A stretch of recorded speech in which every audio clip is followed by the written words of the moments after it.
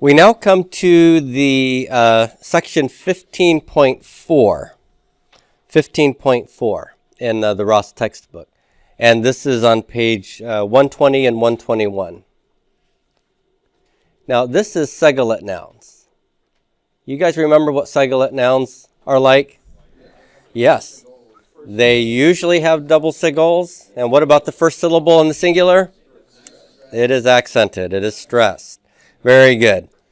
Now, segolate nouns, where we're going to see pronominal suffixes added to the segolate noun. And when we add those pronominal suffixes to them, some fun things are going to happen. In order to understand what we're going to see with segolate nouns, we have to talk a little bit about this and about the history of segolate nouns. And I kind of hinted at this earlier, and I told you, now when we get to chapter 15, I'll try to explain segolate nouns to you a little bit more. You can understand why they do what they do. So here's where we get the explanation. Let's take the noun melek. What does that mean? King, okay? And if I were to transliterate it, it would be M-E-L-K, and the accent's on the E here, and that's a cough with a silent shava there, and there's no dagish lene here, so it's the fricative cough. Now, here's the deal with segolate nouns. Segolate nouns were actually nouns in an earlier form of Hebrew that had a consonant cluster for roots 2 and 3. What's a consonant cluster? It's where two consonants come together and there's no vowel between them. We have consonant clusters in English, like the word mask. Do you see how there's an SK there? Right? That's a consonant cluster. In Hebrew, we used to have a case system. And the case system has fallen out, just like in English. English used to have a case system. The case system fell out as well. And the word melek in an earlier form of Hebrew was supposed to have been the word malk, not melek, but malk. And then case endings were added to it, like malku, malka, and so forth. When the case endings fell out, we have this consonant cluster, a single syllable noun with this consonant cluster here, LK. And so what happened was a vowel was inserted to break up the consonant cluster to make it more easier to pronounce. And the vowel that was used was the segol. And so it became malek. And then the segol decided to take over the first vowel, which was an A vowel, and make it harmonize with it. And so we get melek. Okay? So malk became malek, and then malek became melek due to vowel harmonization. When that happened, now the segol vowel that you see under root 1 is obscuring what the original short vowel was in the form of the segolate noun when it had case endings. Okay? Now, this will explain why if you remember, melek in the plural became melakim, right? That's the way to say kings. And in the construct, it became malke, the kings of the city. And you remember wondering, why in the world does this A-class vowel show up under the mem when I had segol this whole time? And I told you, chapter 15, you'll find out. Here's how, this is why. Because A was the original vowel that melek had before the segols were added. Okay? All segolate nouns have an original vowel. Sometimes it's visible, and sometimes that original vowel becomes obscured and shows up as a segol. And how will you know what the original short vowel was? You won't be able to anticipate it. How would you know? If you looked up in a lexicon that word and looked at how it looks in the construct or with pronominal suffixes attached, then you would go, the original vowel there was an I-class vowel or an A-class vowel or a U-class vowel.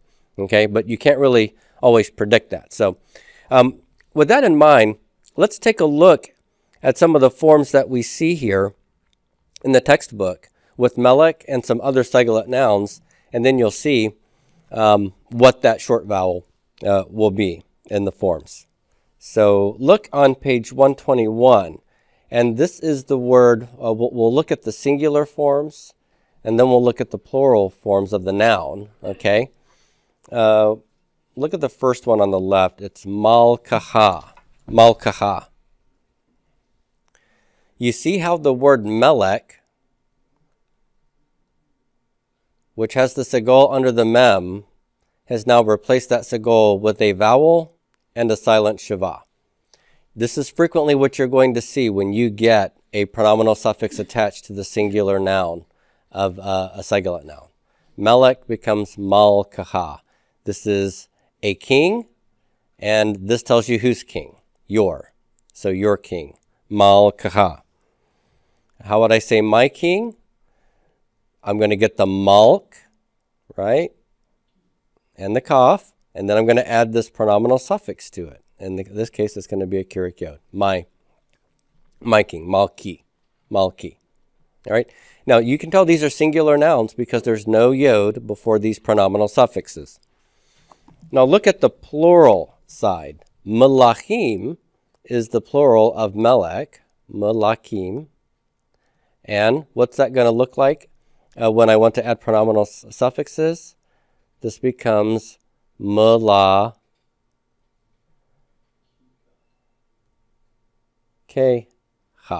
Okay? Melakeha. It's going to be an accent right here. Now, can you tell that this is the plural form of melachim with a pronominal suffix? It looks sort of like melachim here, right? Melachim, melakeha. You see the yod before the ka pronominal suffix? Yep, that tells you it's plural. Okay, so this is your, same your here, but this is your singular king, this is your plural kings, your kings. What about my kings? Melakai. Now this has got a yod, just as this one does. How do we know that this one's plural? It's got that pathak before the yod. There's no single dot. Okay? So, when we get to the heavy endings or the heavy pronominal suffixes, the ones that are kem and ken, look at what happens here. For the singular, I get mal, ke, chem. And over here, this is y'all's one king. And over here, it's mal, ke, chem. Okay? So, the vowel changing has shifted on us. Why did that happen? Let me work backwards and show you. When I start with this, I have m, la, he, chem from melakim. Melachechem. Where's the accent? It's way over here. That means this is open and pretonic. This becomes open and propertonic. What does Hebrew do with open and propertonic vowels? They reduce to vocal shava, right? And then that leaves me with two vocal shavas here, right next to each other. I'm not going to be able to do that. What's going to happen? Under normal circumstances, I would just shoot out one eye. But this is a sigilet noun, and sigilet nouns have original vowels that used to be under root 1. And it's that original vowel that's going to come back. I'm going to entirely remove the vowel, or the shava, and then I'm going to put the original vowel. And here it was an A-class vowel, so I'm going to get malkehem. Okay? So that's why we have that, malkehem. Now, can you tell the difference between malkechem and malkehem? One's plural, right? That yod tells me this is a plural noun. Your kings, and the your is 2 MP. You men, your kings. This is your one king, malkehem. All right? So just real quickly, looking at some of the other nouns here. We have the word kever, and a kever is a grave, kever. And what would the plural be? Sigilet nouns follow the pattern of davar, where we get vocal shava and kametz under roots 1 and 2, and then the im or oath for the plural, kvarim.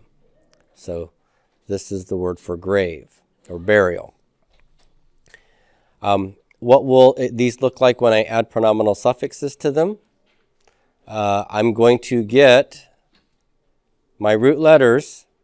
There's going to be a silent shava under the second root letter, and there's going to be a short vowel that goes under root 1, and then I'm going to add my pronominal suffixes to root 3. Which vowel am I going to get here? Well, it's unpredictable if you've not ever seen the word. But if you look at your textbook, what you learn is that you get a kirik here, which is an I-class vowel. What does that tell you? It tells you that this Segulate noun originally had an I-class vowel when there were case endings in the Hebrew language. That I-class vowel is obscured by the segol here. So just like the A-class vowel of melech would have been malk was obscured. So now you know this is going to be I-class when we have to go to a short vowel with a silent shiva.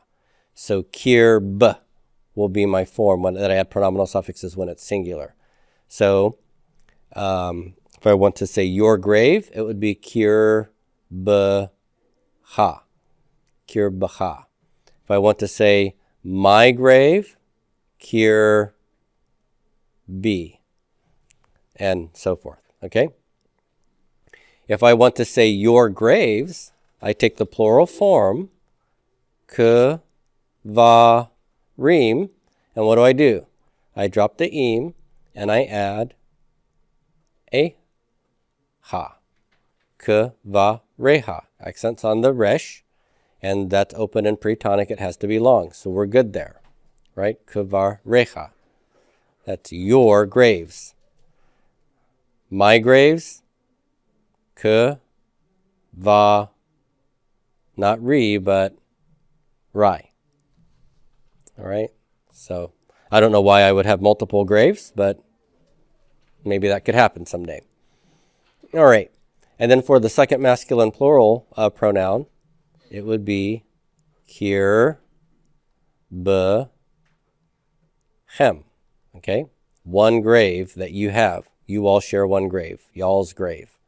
Plural, k, va, re, hem. Where's my accent going to go?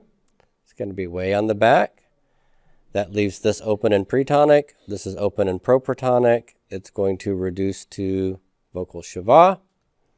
And this double vocal shava cannot stay. And so I need to get rid of that shava under root 1 and give it the original vowel that it had. And now we know it is what vowel class? It's I-class, right? So we're going to put a kirik here because I want a short I-class vowel. So kiv, re, hem is y'all's graves, plural. All right? And then finally, we have the word kodesh. Here, this is a Segulate noun that means holiness.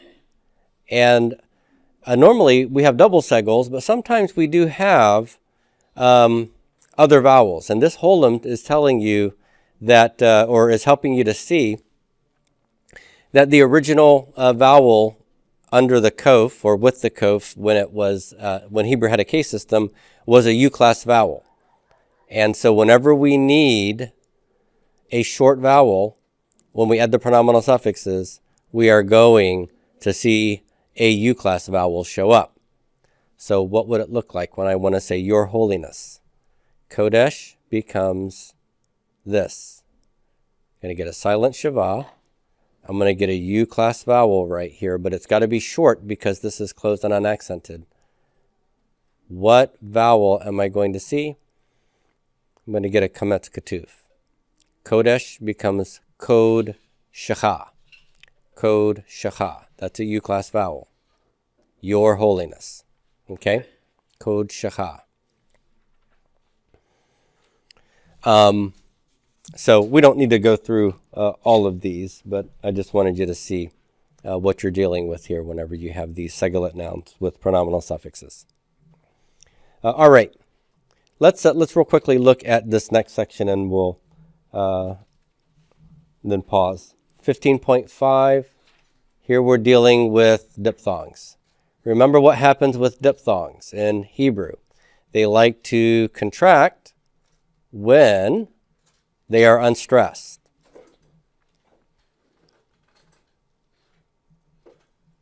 What are our diphthongs? AY, AW, right? So the word bayit, which means house, has an AY diphthong. If I want to say his house, I'm going to lose my stress to the pronoun at the end. Bayit o. What's going to happen to the ayat here? It's going to become seriod. Beito. His house. Okay? So this is a situation where I'd get contraction. Bayit, beit. This happened, by the way, when it was in the construct state, right? The house of bread, beit, lechem. Beito, the house of him, his house. Mavit, that's an AW diphthong, death. So mavith, if I want to say his death, it would be mot. Lose the stress, the accent goes on the pronoun. Moto, his death. So we have the contraction to holem vav. Okay? So those are diphthongs contracting when we add the pronouns.